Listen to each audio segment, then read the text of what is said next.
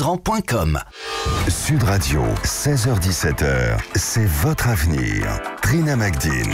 Merci d'être avec nous pour la dernière partie de C'est votre avenir. Dans une dizaine de minutes, je vous retrouve avec toute l'équipe des Vraies Voix aux côtés de Philippe, David. Mais d'abord, on accueille Nathalie. Bonjour Nathalie. Bonjour Alexandre. Bonjour. Bienvenue à vous. Merci. Donc vous vous sentez bloqué énergétiquement, c'est ça Ah oui. Depuis ma dernière séparation avec ce monsieur, j'ai eu l'impression qu'en fait, il n'y a rien qui se passe dans ma vie. Tout est bloqué, que ça soit en amitié. Bon, je suis célibataire depuis 3 ans. Depuis cette séparation, j'ai pas refait ma vie. J'arrive pas à la refaire. Il n'y a rien qui va en fait. J'ai été obligée de quitter les lieux où j'habitais parce que cette personne habitait aussi, on habitait à peu près dans la même résidence et ils ont cherché à me nuire et en fait ils ont réussi parce que je suis partie et à l'heure actuelle donc je suis en attente dans le logement et en fait je suis en attente de beaucoup de choses dans ma vie. Il n'y a pas grand chose qui, je sais pas, j'ai l'impression d'être bloquée. D'accord. En travail, là il n'y a plus rien donc. Comment s'est passée la séparation ? Très mal, très violent. C'était à l'initiative de qui ? Ça s'est arrêté du jour au lendemain, 2 mois. D'accord, et on peut savoir pour quelle raison ? Disons que comme j'étais sa maîtresse, c'est vrai que c'était une relation qui était très frustrante pour moi. Et c'est moi qui lui ai annoncé à sa compagne que voilà, j'existais quoi. C'est peut-être pas quelque chose à faire, mais bon. D'accord. Donc vous êtes allé voir sa compagne ? Je ne l'ai pas vue, mais bon, je crois qu'à l'époque, je lui avais envoyé un texto ou je ne sais plus quoi. Et voilà, comme on dit, j'ai pété un plomb, quoi. C'était très fort. Pourquoi vous avez fait ça ? Parce que j'avais l'impression que cette personne, alors c'est marrant, c'est qu'on était très attachés l'un l'autre, mais il me rendait pas heureuse, quoi, quelque part. Donc j'étais toujours dans l'attente, dans la frustration, et j'étais pas heureuse, donc... Voilà. Et c'est des choses que vous lui aviez dit, que vous n'étiez pas heureuse de cette situation ? Oui, je il était au courant. Qu'est-ce que lui, il en disait ? Lui, il disait qu'il voulait pas me perdre. Alors, je savais dès le départ qu'il n'allait pas la quitter, cette personne-là. Mais bon, moi, ce que je lui ai demandé, c'est de passer un petit peu plus de temps avec moi, quoi, voilà. Là, c'est vrai qu'on se voyait juste pour la bagatelle, et puis après, voilà, quoi. Mais alors... J'étais toujours dans l'attente, en fait. J'étais toujours dans l'attente de... Voilà, alors quand j'étais très amoureuse de lui, je ne sais pas si c'était vraiment partagé. Ça a quand même duré 5 ans. Donc, voilà, il a quand même partagé 5 ans de ma vie. Et ce qui est paradoxal, c'est que avec tout le mal qu'il m'a fait, tout ce qui s'est passé autour, cet homme est toujours présent dans mes pensées. C'est vrai que je pense tout le temps à lui. Donc, D'accord. Quand vous dites je savais très bien qu'il ne quitterait pas sa femme pour moi, est-ce que c'est quelque chose que lui vous a dit dès le départ ou dont vous étiez vous-même persuadée ? Non, au départ, quand j'ai rencontré cette personne, il était célibataire. Alors, il n'était pas marié avec cette personne-là. Il n'était pas marié. Ça a été, je pense, un coup de cœur. Moi, je suis tombée amoureuse. Voilà, moi, j'étais persuadée que c'était l'homme de ma vie.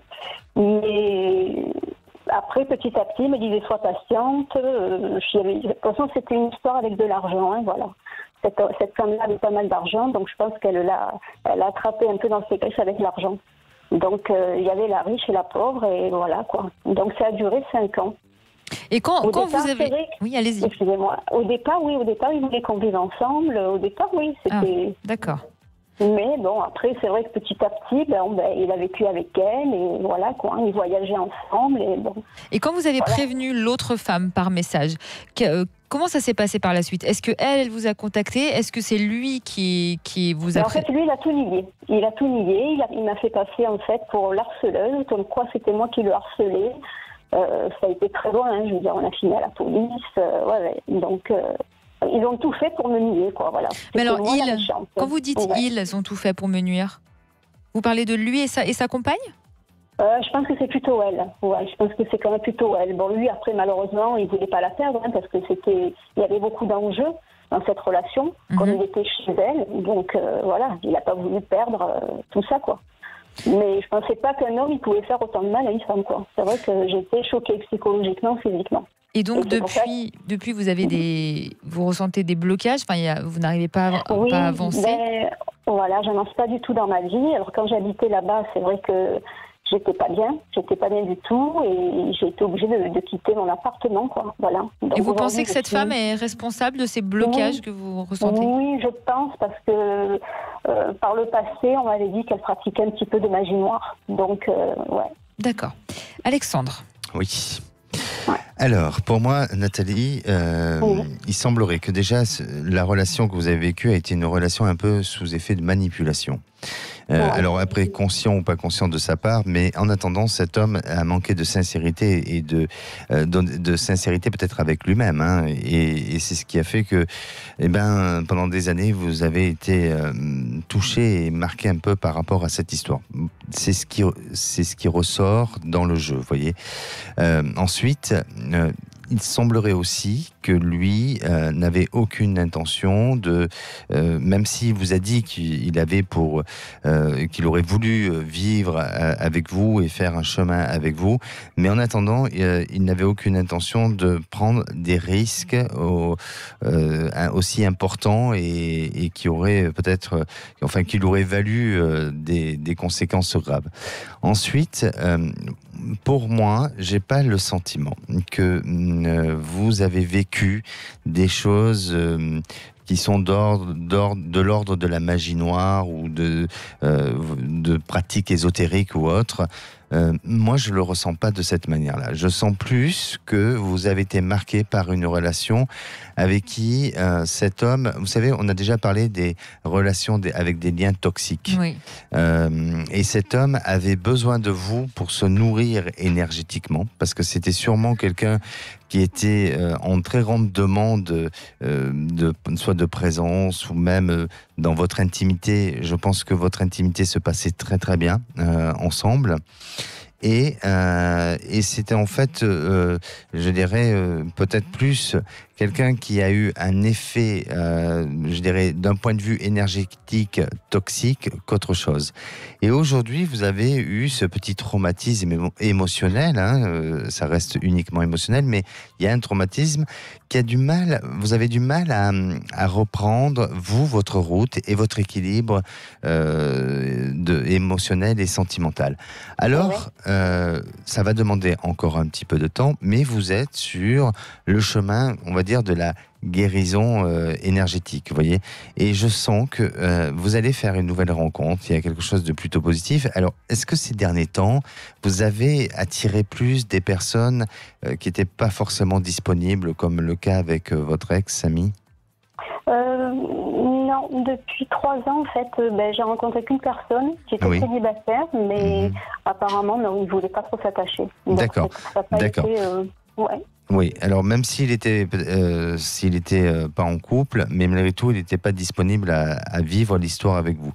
Voilà. Mais ça va se dénouer, tout ça va se débloquer. Donc, ne vous faites pas de l'auto-envoûtement et d'une croyance. Voilà. Oui. Laissez faire le temps, parce que tout ça est en train de se mettre en place vers un nouveau changement, vers un nouvel horizon positif. Et on dirait que vous allez... Alors là, vous êtes déjà dans une période plutôt favorable. L'été, courant de cet été, est-ce que vous avez senti, ou est-ce que vous sentez actuellement que votre entourage est mieux, ou il y a plus de fluidité dans la relation humaine ? Disons que malheureusement, je suis très isolée. Donc, non, j'ai une vie qui est quand même assez isolée. D'accord. Là, actuellement, c'est vrai que mon principal souci, c'est mon logement. Oui. J'attends un logement. Là, actuellement, je suis hébergée. Et on devrait me reloger dans les quelques mois à venir. Et je voudrais aussi savoir si je vais vraiment avoir cet appartement. D'accord. Vous me voyez avoir cet appartement. Alors, effectivement, parce que pour moi, il y a un changement. Hein. Cet été est une période de changement total. Et c'est... Alors, l'appartement, je vous dis oui. Il y a quelque chose qui va se mettre en place. Et il semblerait que sur la période là de la rentrée, vous êtes dans un changement de situation.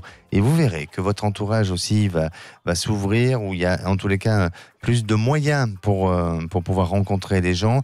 Et pour moi, dans les semaines à venir et les mois à venir, votre vie est en train de prendre une autre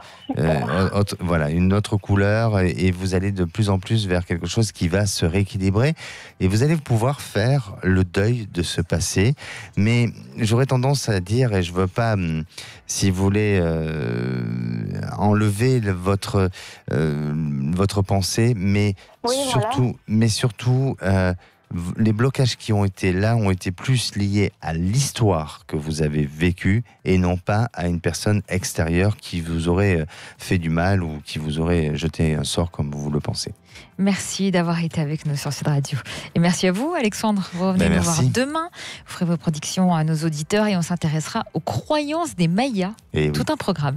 Bonsoir, mon cher Philippe David. Bonsoir, ma chère Trina Magdine. Comment ça va aujourd'hui ? On va avoir un menu absolument fou. Le Tour de France est de plus en plus dingue. À partir de 18h30, ça a été la journée des Français. Du côté du Tourmalet, là dans les Alpes, c'est la journée des Colombiens, puisqu'on va aller faire l'arrivée dans quelques instants.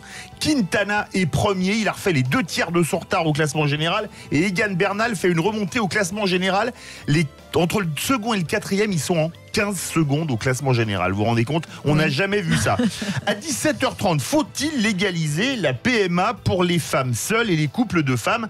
Puisque c'était hier au menu du Conseil des ministres. On va en débattre avec nos invités. Vaste Il y a déjà sujet. énormément de votes. Déjà énormément de votes. Et vous connaissez le numéro pour réagir. Le 0826 300 300. Vous aimez bien quand on le fait en même temps. Ah oui, c'est un petit côté Stone et Chardin. Oui. Allez, Ou Sheila et Ringo, si vous préférez. Oui, si vous préférez. À tout de suite sur Sud Radio.